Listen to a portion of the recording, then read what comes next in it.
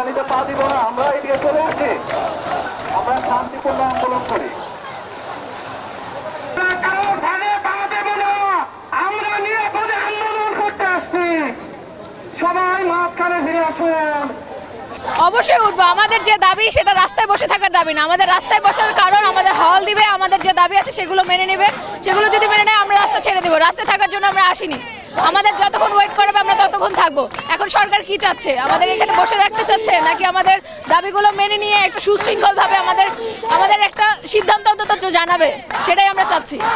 আমাদের যে তিনটা দাবি ছিল, আমাদের 70% আবেদন নিশ্চিত করতে হবে, আমাদের হল দিতে হবে, আমাদের নতুন ক্যাম্পাসের কাজ ত্বরান্বিত করতে হবে, তাহলে আমরা এদিক থেকে আমাদের অধিকার আদায় করে যাবো। তার আগে আমরা এদিক থেকে আমৃত্যু এদিকে থাকবো। আর তিনি সরকারের একজন উপদেষ্টা মহলে থেকে অবস্থায় তিনি কথা বলেন যে পুলিশ যেটা করছে এটা তার ন্যায্যতার ভিত্তিতে করছে। ভাই তিনি এত বড় কথা বলার সাহস কীভাবে পায়? সাধারণ শিক্ষার্থীর উপর টিয়ারশেল নিক্ষেপ করবে এরকম রাইট বাংলাদেশে কোথাও নাই, এরকম ইললিগালি কোনো কাজ করার কোনো রাইট তাদের নাই। কিন্তু সামান্য একটা আনএক্সপেক্টেডভাবে একটা বোতল আসলো, এখানে কত কিছু হয়ে গেল ভাই। কারণ কি, তিনি ঢাবি, তিনি উপদেষ্টা পরিষদ, তিনি এনসিপি।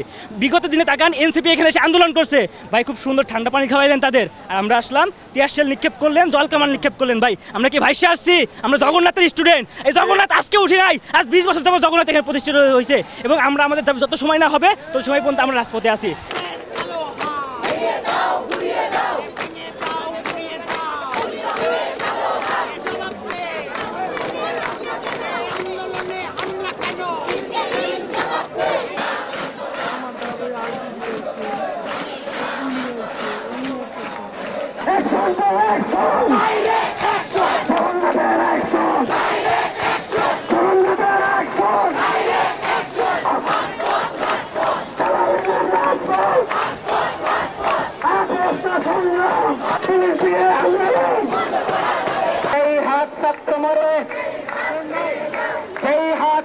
ওনাদের যত বয়স হয়েছে তার থেকে বয়স হচ্ছে আমাদের শিক্ষকদের শিক্ষকতার, তাদের উপর লাঠিচার্জ তারপরে হামলা করা হয়েছে, সেটা নিয়ে তারা কোনো কিছু বলে নাই, শুধু একটা বোতল মারছে, সেটা তারা একদম মনে হচ্ছে যে মনে পারমাণবিক বোমা মারা হয়েছে। এটা একদম হাস্যকর বিষয় যে একজন শিক্ষকের হাত তুলছে, সেটা কোনো বক্তব্য নাই, তাদেরকে একটা বোতল মারছে, সেটার জন্য তারা একদম আপসেট হয়ে একদম কি যে বলবো, মনে হচ্ছে এক শিশু।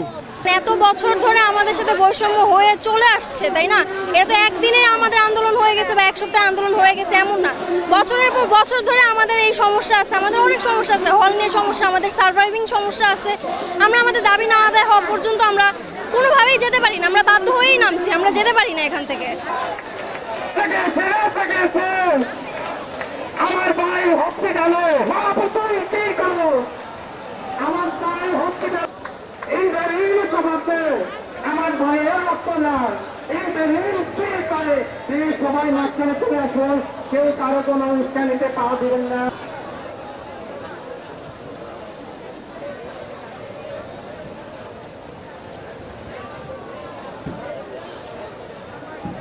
হতে পারে আমি ক্ষোভ কন্ট্রোল করতেছি, ও ক্ষোভ কন্ট্রোল করতেছে, ও হচ্ছে যে ক্ষোভ কন্ট্রোল করতে পারে নাই, ও কিন্তু আনইনটেনশনালি, আমি মনে করি, আমি ওর সাথে দেখাও হয় নাই, ওকে আমি চিনিও না, তো আমি মনে করি যে কেউ তো এত দূর থেকে এইভাবে মারতে পারবে না যে এইভাবে ওরা আমি সই করেই মারলাম যে লেগে যাবে, হয়তো বা ও মারছে লেগে গেছে, মানে আনইনটেনশনাল, অপ্রীতি করে এটা।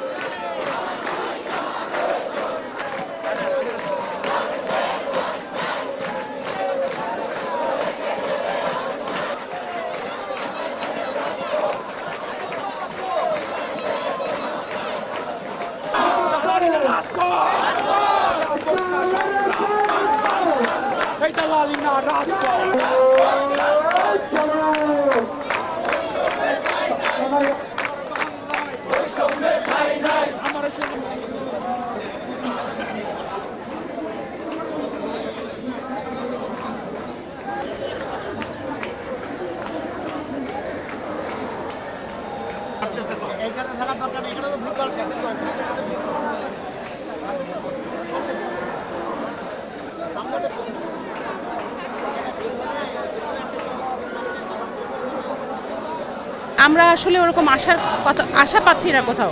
দায়িত্বশীল কেউই আমাদের ওভাবে এখনও কোনো আশার কথা বলতে পারে নাই, যে কারণে আমরা আমাদের ছাত্রদের পাশে এসে দাঁড়িয়েছি এবং আমি মনে করি ওদের প্রত্যেকটা দাবি যৌক্তিক।